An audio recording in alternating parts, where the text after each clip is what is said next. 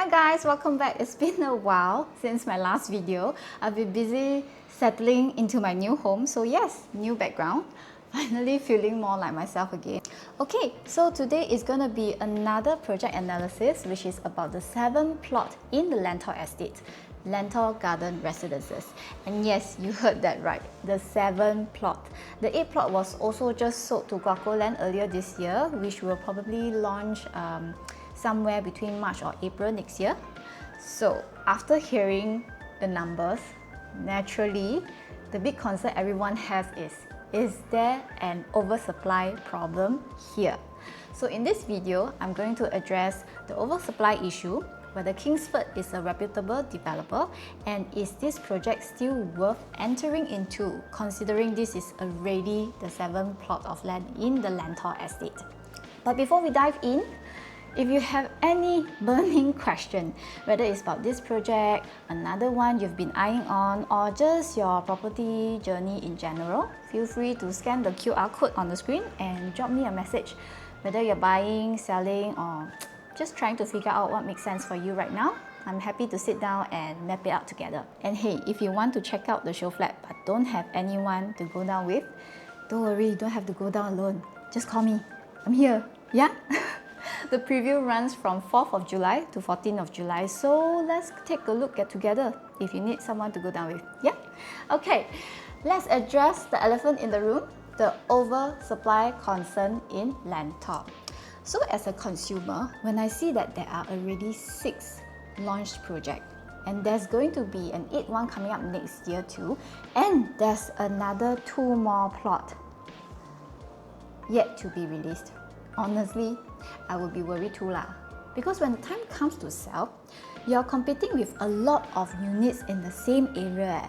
Sounds worrying, right? And you will also be thinking, how many units are we looking at in total as of today in the Lentor estate? Now, since 2022, the Lentor estate has already seen close to 3,000 units launched. Add in Lentor Garden and the upcoming next plot, Plot 8, that number climbs up to 4,015 units in total. And yeah, on paper, it really does look like a lot of units, right? But let's take a closer look at who is our actual competition when we exit eventually. So a quick recap, the government introduced a change just last year on 4th of July to the seller stamp duty holding period, extending it from 3 years to 4 years. And this actually creates a really interesting dynamic in Lentor. Lentor Garden Residences is the first project in the estate to fall under this new 4-year SSD rule. What that means is there is now a period of supply gap between Lentor Garden and the previous project, which is Lentor Central Residences. Let me show you what I mean, yeah? Now, in this table, the first 6 projects are all under the old 3-year SSD. Lentor Garden and of course the 8th plot fall under the 4-year SSD. And when you look at the project SSD due date, this is where the dynamic forms. Lentor Modern, the very first project, has already hit its SSD date back in September 2025. If you can see Lentor Hill's SSD date, it is coming up next month in July. So between just these 2 projects, it is roughly an 8-month gap. And let me tell you, you can already see the impact. Right now on Property Guru, there are already 187 units from Lentor Modern listed for sale. And Lentor Hill, which haven't even hit its SSD date yet, already has 63 units on the market, with likely more to come once July rolls around lah. So if I'm a seller at Lentor Modern, I'll start to get worried because more supply coming in from the neighboring project around the same time I'm trying to sell, and that's competition. Now let's flip the perspective. What if I'm the seller at Lentor Hill? I'm entering the market already or I'm going to enter the market already. I will not only have one concern but 2. Now hear me out, yeah? My very first concern here is pricing, because when you look at the transacted price, they are actually pretty similar between the 2 projects. So if I'm listing my Lentor Hill unit at a price that's very close to Lentor Modern, a buyer who's considering both is going to compare them side by side.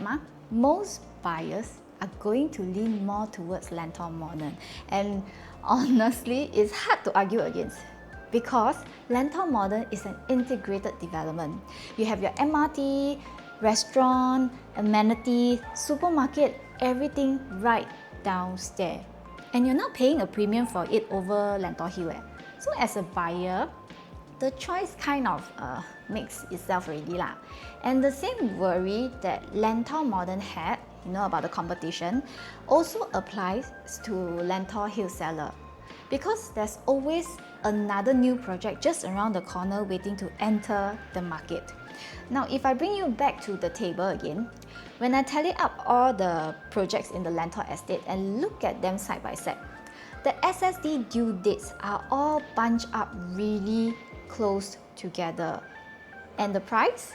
Also pretty similar across the board. So picture this, a buyer going around viewing units, and just as they are weighing their option, hey, there's another new project that is gonna enter into the market already. And that's the reality the seller is going to face, Now, if you are an owner in one of these earlier projects, I'm not saying that you can't sell, but you do need to be patient. Your unit might sit on the market for a while simply because buyers have so many options to choose from. Unless your unit is priced really competitively or has a strong unit selling point, if not, be prepared for your unit to take some time to sell. Now here's the part where I think Lentor Garden actually stands apart from all of this. Remember what I said, Lentor Garden is the first project under the new 4-year SSD.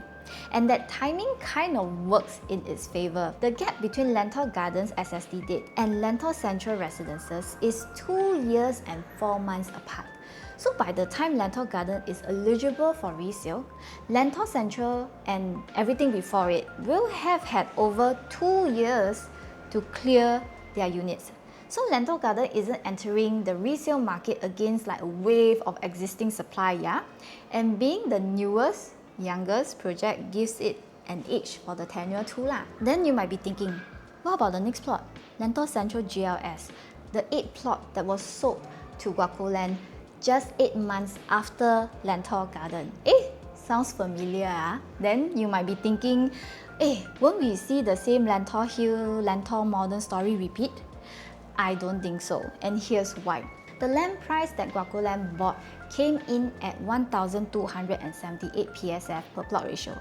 Lentor Gardens land was bought at 920 PSF per plot ratio, and that's a gap of $358. So if you think about it, if Lentor Garden were to launch at an average of around 2,003 PSF, what does that mean for the Guacoland GLS?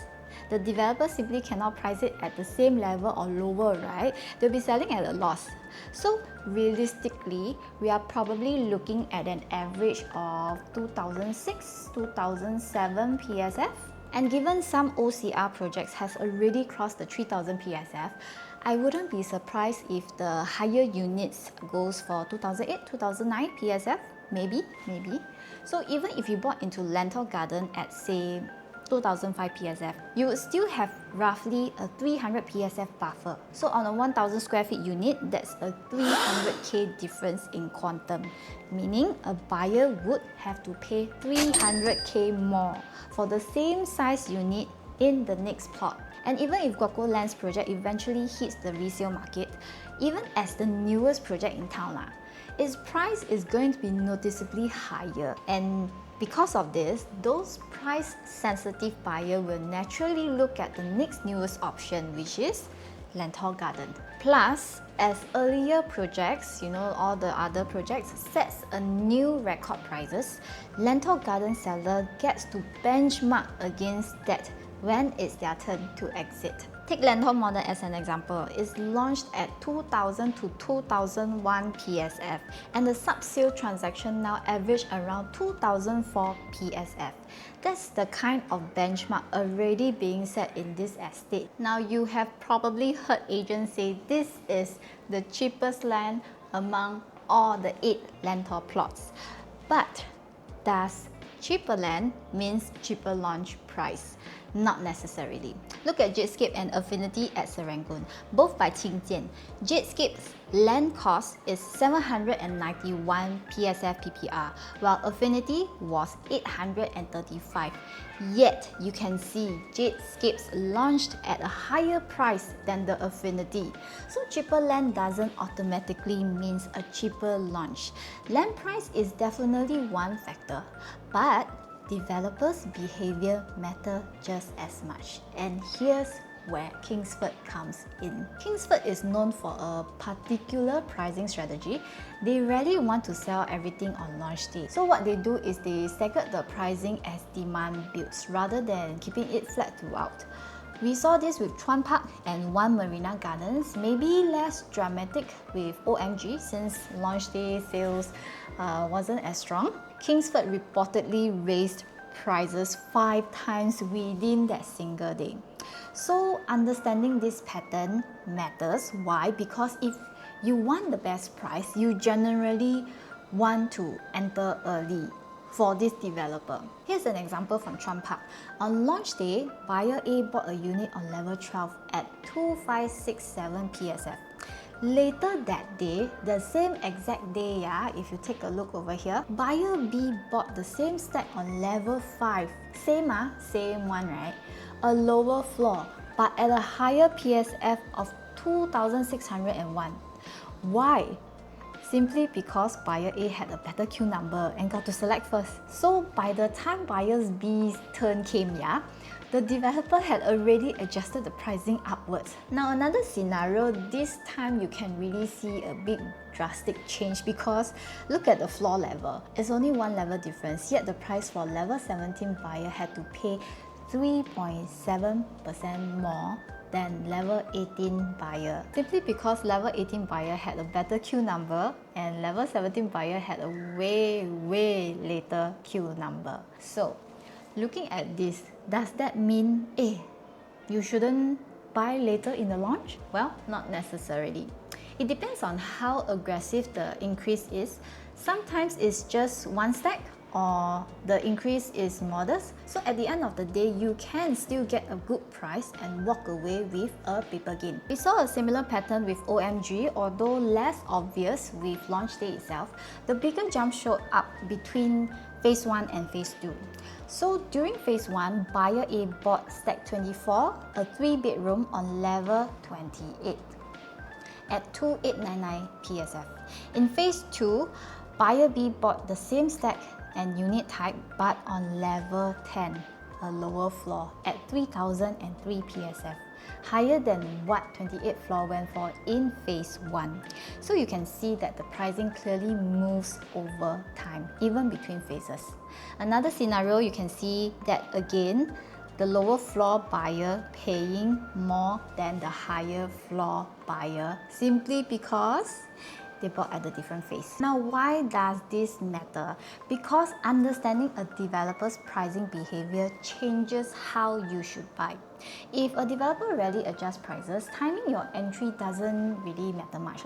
But if they are known for moving prices aggressively, like Kingsford, entering early becomes a real advantage. So bringing back to Lentor Garden, if you are considering getting this project, I feel that Kingsford behavior is definitely something the buyer should take note of, because looking at their pattern, if you want the best price, you generally want to enter early. So all in all, I personally feel that for Lentor Garden, what stands out really isn't because it's the cheapest land price, but actually it's the position that it sits in. It's the first project in the estate under the new 4-year SST, which gives it that 2-year plus gap from earlier supply to clear out before it even hits the resale market. On top of that, the earlier projects have already set strong pricing benchmark. It's backed by the next plot being bought at a significantly higher land cost, and